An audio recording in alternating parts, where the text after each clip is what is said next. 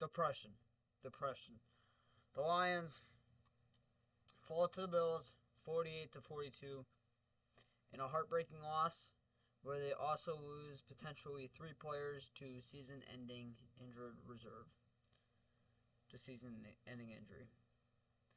One of them, let me just pull it up here. I already got it pulled up. Let me switch the camera over here real quick. Khalil Dorsey was one of them. He is out for the season with a similar to Aiden Hutchinson type injury. It looked devastating, so I want to shout out. I'm praying prayers up to Khalil Dorsey, him and his family. If he was as big of an impact player as Hutchinson, then this would feel the same way as Hutchinson's injury. Of course, he isn't. He's still a great player. He's probably the best gunner in the league, and he's a good depth corner. He is definitely out for the season, potentially even out for next season. I don't know because those injuries can be very bad. And it's probably tougher for a Khalil Dorsey type to come back from that injury than an Aiden Hutchinson just because of his size. But it's going to be tough. It's tough for Khalil Dorsey. It's tough for St. Louis. So prayers up to him. I want to get out of the way. He's out for the season. There's that. And then these are the other two. Tim Twentyman. Tim Twentyman on Lions Twitter. Dan Campbell said he doesn't feel good about injuries to Aleem McNeil and Carlton Davis. Says he thinks they could be season-ending. Horrible. Horrible. So, you see it at the bottom. You see it at the bottom of the thumbnail. Will grit be enough to finish the season? Will it be enough to go to the Super Bowl? Will it be enough to win the Super Bowl? I don't know anymore. I don't know. I want to think so, obviously, but I don't know. This loss for me is not anger. Even though our defense played horrible, it was atrocious today. Even though that's how bad they played. I'm not mad about this game. I am more mad about the injuries that came from it and the impact that this has for us for the rest of the season. Not losing this game and how bad we played on the defensive side of the ball. That's not what I'm mad about. So with this, Aleem McNeil's injury, people are saying it's a torn ACL. That's what multiple people think. And I kind of agree with that. That's kind of what I saw. Carlton Davis had a concussion and a jaw injury. They're listing the injury as a jaw for him being season-ending injury. So it's probably obviously a broken jaw and maybe something else going on with the mouth. I don't know. Like Dan Campbell said, we'll know more tomorrow. But this hurts. I mean, it's crazy to me how we've probably been the healthiest offense in the NFL this season. I mean, like, the biggest injury in terms of longevity has been Khalif Raymond. He should be returning in a couple of weeks. There's a bright spot. I mean, obviously, we've had Taylor Decker been out for a couple games this season. Zeitler was out for a couple. So we've had some guys out for a couple games this season, but you really haven't had anybody significant long-term out besides Khalif Raymond. And Khalif Raymond is our fourth-string wide receiver who's just our punt returner. That's why he's so big. Um, so we've been extremely healthy on the offensive side of the ball. It's just the defensive side of the ball. I mean, I could name probably at least 15 names who have affected, probably more than that, who have affected us on the defensive side of the ball who's out with a season-ending injury. You know, just some guys off the top of my head. Aleem McNeil, Carlton Davis, Aiden Hutchinson, Alex Anzalone. He's not season-ending, but that's another big injury. And it's Reka Straw. The list goes on and on. Fatu Malafanu. It's unreal. Marcus Davenport. It's just, and that's not including 10 other names plus that I didn't name there. So it's unreal. So to me, this was like the Baltimore loss from last year. It really was, even though the box score is not going to say that. It's essentially the Baltimore game over again from last year. Same type of how they played, how the Bills played in terms of the offensive side of the ball killing our defense. Except the reason why it wasn't as quite as worse is because our offense was able to actually produce, unlike last year against the Ravens. Now, also, something major that this has with this is, in my opinion, this is the last season Lions all over again. Offense probably improved from last year slightly. The offensive line's slightly improved. And, just overall improved. Seems like we're better, scoring more. But the defensive side of the ball is just as worse, if not worse, now from how we ended last year. All right? last year you still had Hutch, you still had Anzalone, you still had all them guys, all right? You know, even though your pass rush was still not good, you still had your backups like Romeo Okwara, Julian Okwara. You still had those guys. You don't have those guys now. You don't. You have about 5 bigger name players on the defensive side of the ball who are still healthy. That being DJ Reader, Zadarius Smith, Jack Campbell, Brian Branch, and Kirby Joseph. You know, you got some other names in there that are good, but they're not like, oh yeah, these guys are superstars. They are gonna affect the game. Like Amik Robertson, Terrion Arnold, you know, guys like that. Josh Pascal. So this hurts a lot. It hurts a lot. It's gonna take a lot. It's gonna take a lot of grit and to just even have a shot this season. It truly is, in my opinion. I hate to say it, but we've been devastated by injuries. I mean, like, I hate to say next year. I don't want to talk about the offseason. I want to, and by no means is the season over. But you almost got to think that. Now, we are in a very good position. That's all I'm going to say. We are in a very good position next season. We only have 2 bigger name free agents that are going to cost a lot of money, Carlton Davis and Zeitler. That's it. So again, we're in a very good position next year, but I don't want to talk about any more of it next year because we still got to finish out this season. We did not achieve the best record we've ever had yet. We will hopefully get that against the Bears next week. So let's go ahead and go over the stats like we always do, and I'll give my final thoughts to end the game. So let's get this over with. This game hurts, man. This is another thing that I will say as well. The only other good thing about this game is that this does not affect our seeding right now. We will still be the number 1 seed. The Eagles did win, and no matter what the Vikings do, we will still be the number 1 seed heading into Week 16. We have a half a game lead ahead of the Vikings and ahead of the Philadelphia Eagles. Now, if we do lose next week and the Vikings and Eagles do win, then we will no longer have the 1 seed and we will actually fall to the 5th seed. So it's big. It's huge next week. So let's go over the stats and then we'll wrap this thing up, man. Lions fall 48-42. Bills now are 11-3. We fall to 12-2, still holding the number 1 seed. On the Lions, Jared Goff arguably had his best day as a Detroit Lion. He went 38 for 59. Now I posted on Twitter right before the game when the Bills announced that 3 of the starting players in the secondary, Rasul Douglas, Damar Hamlin, and I want to say Taylor Rapp, were out for this game, that Goff was going to throw for probably 50 passes, and I wasn't being sarcastic there. I was being legitimate. I didn't expect nearly 60 passes, though. Now, obviously, like 20 of those passes, 15 of those passes were in essentially garbage time. But Goff still played one of the better games he's had at Detroit. Threw for 494. I thought he threw for 470 or something. Not that much. So nearly eclipsed 500 yards. I think the most passing yards he had in the game was with the Rams when he had like 520. But that is the most passing yards he's ever had as a Detroit Lion. He also tied his most amount of touchdowns he's ever had as a Detroit Lion, and probably in his NFL career. He had 5 touchdowns, no picks. Very clean. Now the completion percentage is not great. That's like only probably 65% completion percentage. But besides that, he had a heck of a game. He did miss a couple open targets on Laporta, and he did miss one on Patrick, but he played a heck of a game. Jahmyr Gibbs' run game was horrible again this week. I don't know why it was worse than last week. They only ran the ball technically 13 times, 15 if you count Goff. Gibbs went 8 for 31, 3.9 yards a carry, 1 touchdown. Jared Goff had a huge run in there, 2 for 13. One being a 10-yard rush. And Montgomery, he actually got hurt during the game. I don't think he came back. He had 5 for 4. Montgomery is not on pace now to hit 1,000 yards rushing for the season, so that sucks. Gibbs has surpassed it. Well, by the way, hold on a minute.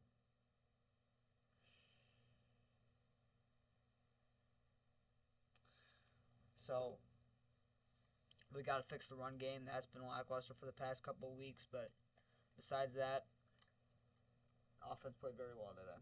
St. Brown had his best game as a Detroit Lion, tied, I think, the most amount of receptions he's ever had in a single game. He had 14 for 193 and 1 touchdown. I don't know if that is including a catch that he had for about 15 to 20 yards where he fumbled the ball. I don't know if that's including that. If they will add that later on, I don't know. That should count, right? That catch should count, and obviously the fumble will go in his name, but that count should count. So if that catch is not included with that, I'm assuming they'll fix that, which means he'll have 15 receptions for over 200 yards, which is well a career high. He also did have a touchdown, tying the most amount of touchdowns he's had in a single season and in the NFL, tying last season with 10. So shout out to Amon-Ra St. Brown, and St. Brown is well on pace to hit 100 receptions on the season once again, and he did surpass 1,000 yards receiving for the season. So shout out to St. Brown. Sam Laporta had his best game of the season, had 7 for 111, so he is now on pace, I think, to end up with 600 yards on the year, so he's actually been playing very well these past couple of weeks. Jahmyr Gibbs was very involved in the receiving game again, 5 for 83 and 1 touchdown.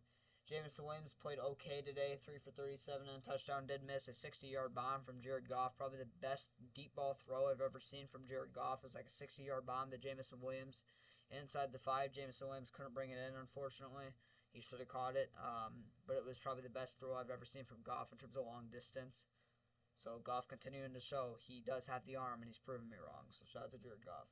Dan Montgomery was also involved in the receiving game when he was out there, 4 for 31. Timmy Patrick had another good day today, 4 for 30 and a touchdown. He should have caught one towards the end of the game, around the fourth quarter, mid-fourth quarter. He should have caught one at midfield that would have gone to the 2-minute warning, and it would have gave us another 20 yards without having to burn a timeout, essentially.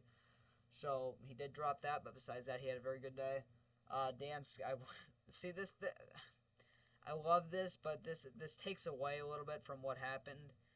The fact that we lost and all this happened. Dan Skipper caught a touchdown, 1 reception for 9 yards and a touchdown. Caught his first career touchdown, I believe first career pass as well. Or second career pass. He did catch one against the Vikings last year. So shout out to Dan Skipper for getting that. Obviously, it doesn't feel as good that he got that because since we lost and we lost a lot of guys. But it's still pretty cool to see that stat. Allen Robinson did have a target, couldn't bring it in.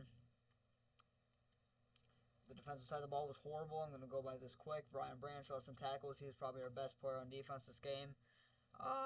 Anybody else? Ezekiel Turner had a horrible game, by the way, today. He's been very good for us ever since we poached him from Houston's practice squad. He's been very good. But he definitely had his worst games around today. He let up a lot of big plays, missed a couple of tackles on the final onside kick of the game. When we tried to get it back, they did an onside kick like straight up the gut where Jake Bates tried to recover it, kind of what Pat McAfee did like 5 years ago or whatever. More than that, 7 or 8 years ago. It's kind of what they tried to do, I think, with Jake Bates.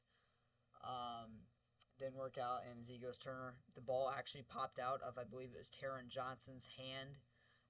Taron Johnson is the one who's trying to recover it. And it actually popped out of Taron Johnson's hand, and Ezekiel Turner's knee hit it back into his hands, which they were able to get the ball back and seal the game off of that. So, obviously, that part's not on Ezekiel Turner. He wasn't trying to do that, obviously. He didn't even know we did that, but, yeah, it sucks, man. Ben Neiman, I thought, played okay today. Terrell played pretty well. He also got hurt late in the game. He should be okay, though. I did see him come back in. Vildor was okay today.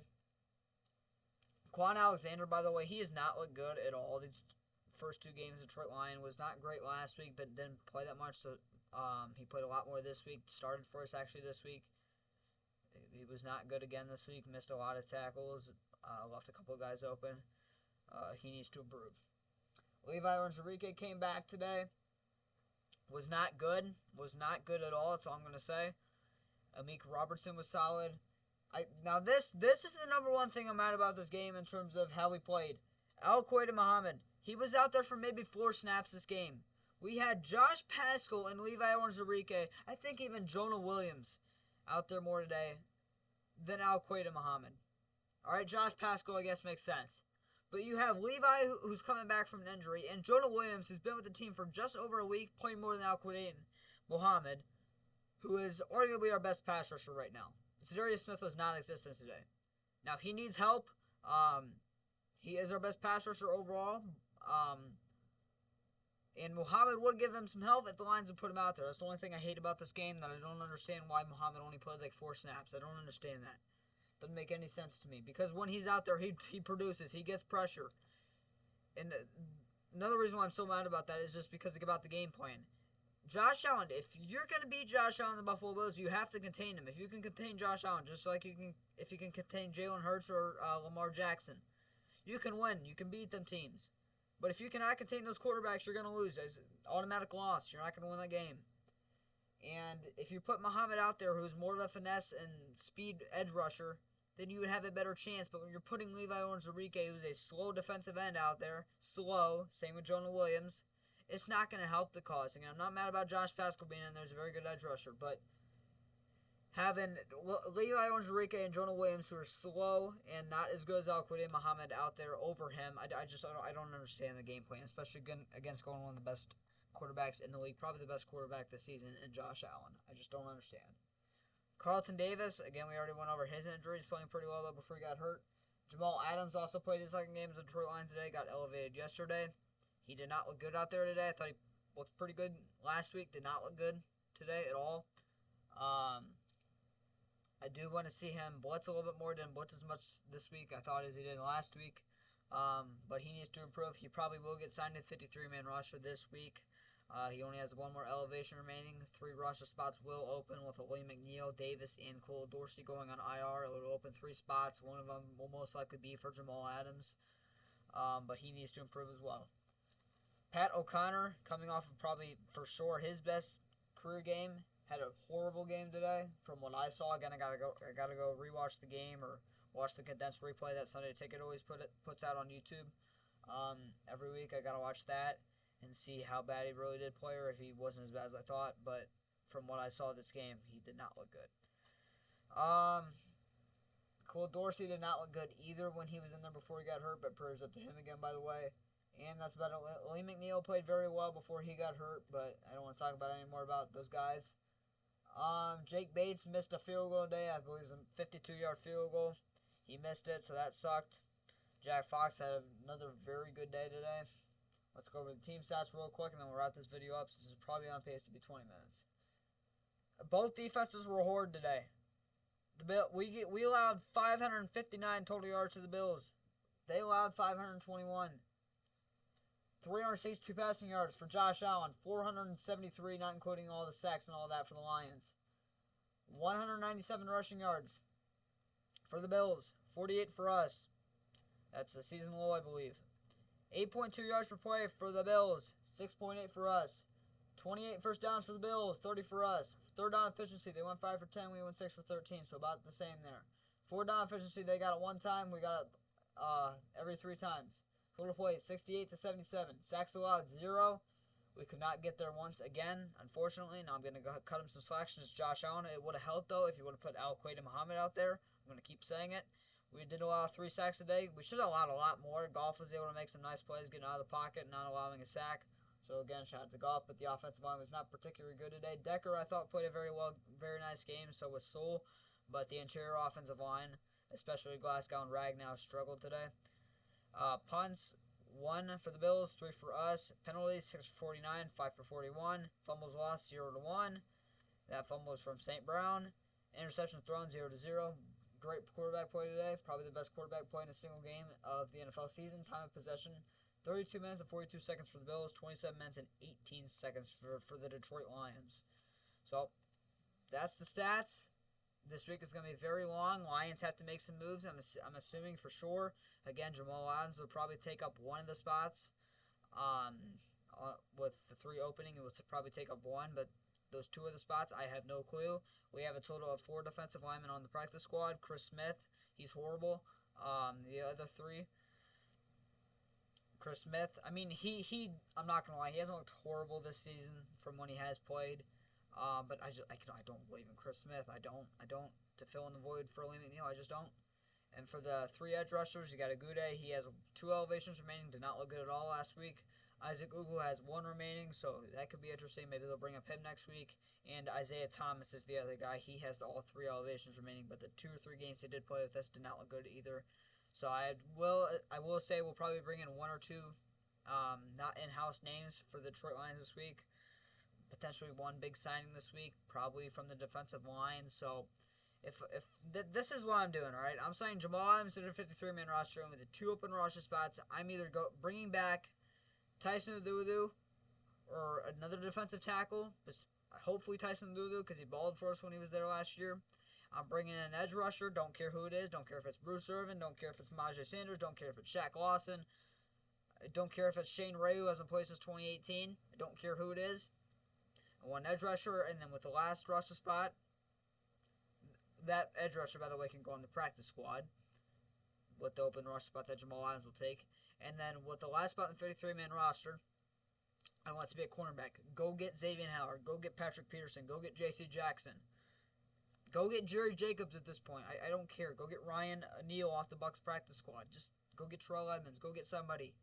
See if Jamal Adams can continue recruiting Quandre Diggs to be released and come back to Detroit. I don't know. Well, I'm trying to go Lions. This game, depression. This game brings depression. Long week. Bears up next.